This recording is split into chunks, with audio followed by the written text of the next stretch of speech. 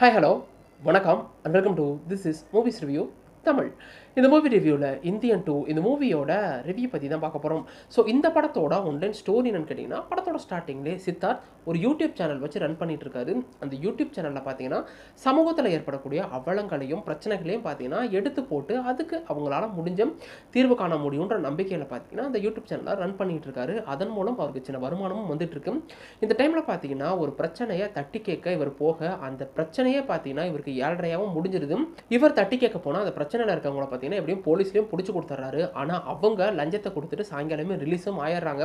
So அவங்க friends எல்லாம் கேட்குறாங்க, இது இப்படியே தான் நடக்க போகுதா, சட்டத்து மேலே இவங்களுக்கு பயமே இல்லையான்னு சொல்லி கேட்க இவங்களை அடக்க ஒருத்தர் தான் இருக்காரு, அவர் வந்தால் மட்டும்தான் இவங்க திருந்துவாங்கன்னு சொல்லிட்டு கம்பேக் இந்தியான்னு சொல்லி ஒரு ஹேஷ்டேக்கை போட்டு இந்தியன் தாத்தாவை வர வைக்க இவங்க ட்ரை பண்ண. இதுக்கப்புறம் இந்த கதையில் நடந்த சுவாரஸ்யங்கள் என்ன, இவங்க நினச்ச மாதிரி இந்தியன் தாத்தா வந்தாரா, வந்து பதற விட்டு செதற விட்டு கதற விட்டாரா, கிளைமேக்ஸில் என்னாச்சு, இதுதான் இந்த படத்தோட மொத்த கதையே. இந்த படம் பார்த்தீங்கன்னா 1996 வந்த இந்தியனோட செகண்ட் பார்ட்டு.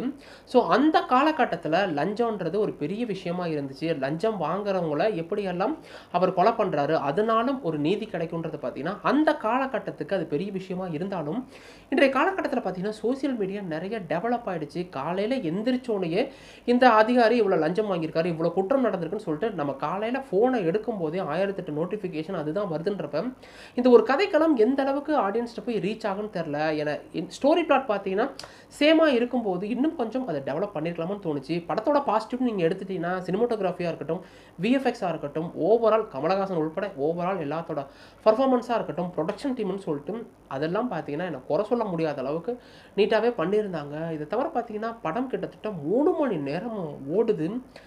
நிறைய இடங்களில் பார்த்தீங்கன்னா படம் அது பார்க்கல போய்கிட்டே இருக்குது, எந்த ஒரு இம்ப்ரெசிவுமே இல்லை. இது தவிர பார்த்தீங்கன்னா நிறைய இடங்களில் லேக் ஆகுது. 1996 வந்த அந்த ஒரு கமலஹாசனுக்கே 70 வயசுன்றப்ப கிட்டத்தட்ட 26 வருஷம் கழிச்சு இந்த படம் நடக்குதுன்றப்ப இந்த டைமில் பார்த்தீங்கன்னா அவர் எந்த அளவுக்கு இருந்திருக்கணும்.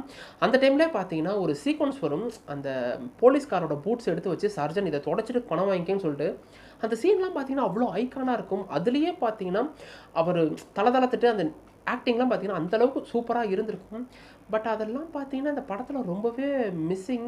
வர்மக்கலையை காட்டுறேன்னு சொல்லிட்டு கொலை பண்ணும்போதெல்லாம் 1/2 மணி நேரம் உட்காந்து பேசிகிட்டு இருக்காரு, எப்போ வந்தியா போட்டு தள்ளையா போயிட்டே இருப்பான்ற மாதிரி தான் இருந்துச்சு. நிறைய இடங்களில் பார்த்தீங்கன்னா இந்த படம் லேக் ஆகுது. அதை தவிர பார்த்தீங்கன்னா சொல்ல வந்த விஷயத்த போட்டு ஜவ்வாக இழுத்துட்டாங்களோ அப்படின்ற ஒரு ஃபீலும் வந்துச்சு. இதை தவிர பார்த்தீங்கன்னா இந்த படத்தில் ஏகப்பட்ட லாஜிக் மிஸ்டேக்குங்க. எப்படி சொல்கிறது, ரியாலிட்டிக்கு ஒத்து வராத நிறைய விஷயங்களை எடுத்து வச்சுருக்காங்க. அது தவிர பார்த்தீங்கன்னா கம்பேக் இண்டியன்னு சொல்லிட்டு இவங்க தான் அவரை வர வைப்பாங்க. வந்ததுக்கப்புறம் இவங்க ஃபேமிலியில் ஒரு பிரச்சனை நடக்குதுன்றப்ப கோபேக் இண்டியன்னு சொல்லிட்டு இவங்களே ஒரு விஷயத்த நடத்துவாங்க.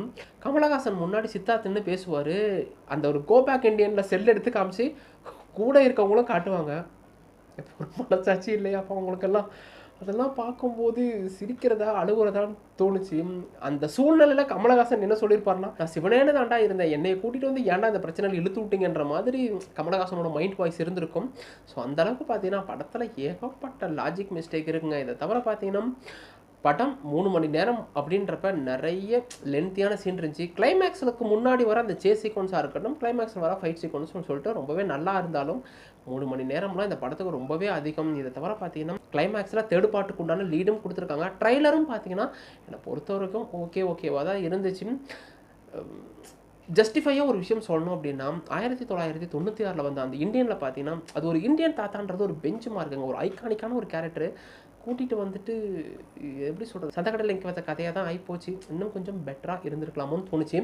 மொத்தத்தில் இந்த இந்தியன் 2 எப்படி இருக்குன்னு கேட்டிங்கன்னா கதைக்களமும் சரி, அதுக்குண்டான திரைக்கதையும் சரி இன்னமுமே இம்ப்ரெசிவாக இருந்திருக்கலாம். அந்த காலகட்டத்தில் 1996 அந்த படம் வரும்போது லஞ்சம் அதுக்குண்டான எதிர்ப்புன்னு சொல்லிட்டு அந்த காலத்தில் அது கரெக்டாக இருந்துச்சு. பட் இந்த டைமில் காலையில் எடுத்து ஃபோனை நோண்டும் போது எல்லா நியூஸ் சேனல்லையும் நிறைய விஷயங்கள் வரும்போது அதெல்லாம் பார்த்தீங்கன்னா ஆடியன்ஸுக்கு எந்த அளவுக்கு போய் கன்வே ஆகும்னு தெரியல. இதை தவிர பார்த்தீங்கன்னா படம் 3 மணி நேரம் ஓடுது, நம்ம பொறுமையை ரொம்பவே சோதிச்சிருது. நிறைய லாஜிக் மிஸ்டேக், நிறைய லேக் ஆகுது. இந்தியன் தாத்தா கொல்ற சீக்வன்ஸே 1/2 மணி நேரம் வச்சிருக்காங்க. அதெல்லாம் ஆடியன்ஸ் எந்த அளவுக்கு ஹோல்ட் பண்ணி பார்ப்பாங்கன்னு தெரியல. பட் ப்ரொடக்ஷன் டீமாக இருக்கட்டும், சினிமாட்டோகிராஃபியாக இருக்கட்டும், விஎஃப்எக்ஸ் ஓவரால் பர்ஃபார்மன்ஸ் எல்லாமே நல்லா இருந்தாலும் 3 மணி நேரம் படத்துக்கு பார்த்தீங்கன்னா அதெல்லாம் ரொம்பவே பத்தாது. என்ன கேட்டிங்கன்னா அவருக்கு உண்டான அந்த இந்தியன் தாத்தாவுக்கு உண்டான ஜஸ்டிஃபை இன்னும் கொஞ்சம் பெட்டராக கிடச்சிருக்கலாமான்னு தோணுச்சு. ஓரளவுக்கு வாட்சபிளாக இருக்குங்க. அதை தவிர படத்தில் பெருசாக எதுவுமே இல்லை. படம் பார்த்தீங்கன்னா தேட்டரில் மட்டும்தான் ரிலீஸ் ஆயிருக்கு. படத்தில் எந்த ஒரு அடல் கண்டென்ட்டும் இல்லை. ஸோ ஃபேமிலியோட நீங்கள் தாராளமாக பார்க்கலாம். நீங்கள் கொடுக்கக்கூடிய அந்த 3 மணி நேரத்துக்கு ஓரளவுக்கு உங்களை என்டர்டைன்மெண்ட் பண்ணுன்றதுல எந்த ஒரு சந்தேகமும் இல்லை. இந்த வீடியோ பிடிச்சிருந்த வீடியோ லைக் கொடுத்துருங்க. அப்படியே சப்ஸ்கிரைப் பண்ணி பக்கத்தில் இருக்க அந்த பெல் ஐகானை கிளிக் பண்ணிக்கங்க. இன்னொரு வீடியோ வந்து பார்க்குறேன். அது வரைக்கும் என்ன, கீப் வாட்சிங், கீப் சப்போர்ட்டிங், சப்ஸ்கிரைப் டு